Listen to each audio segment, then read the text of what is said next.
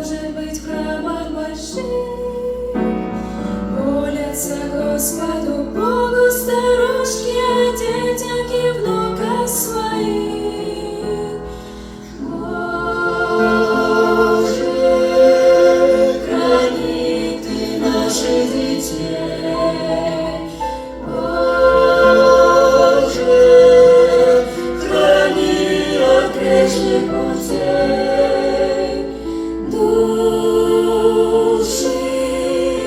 тела детей сохрани для славы небес. Береги.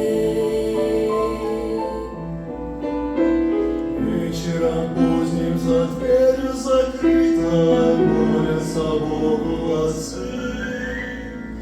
Жаркие просьбы от Бога не скрыты, сердец материнских мощей. Боже, храни Ты наших детей. Боже,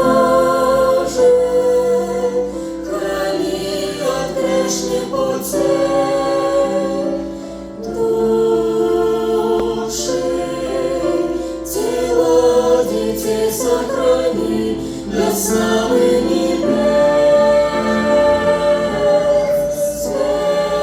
Береги.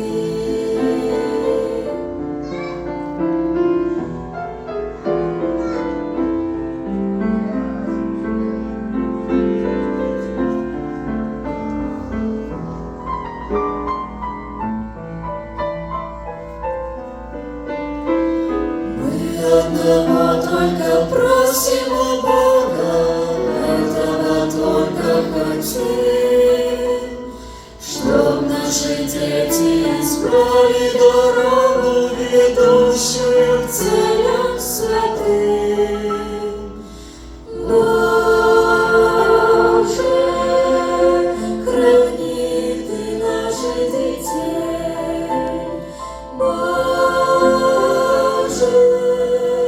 храни от грешных путей. Души, тела детей сохрани для славы небес. Береги.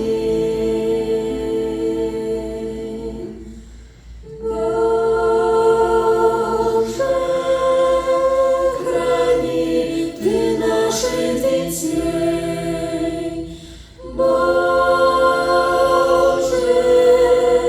храни от грешных путей. Души,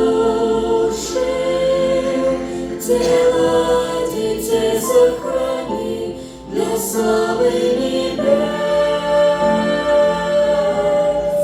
Береги.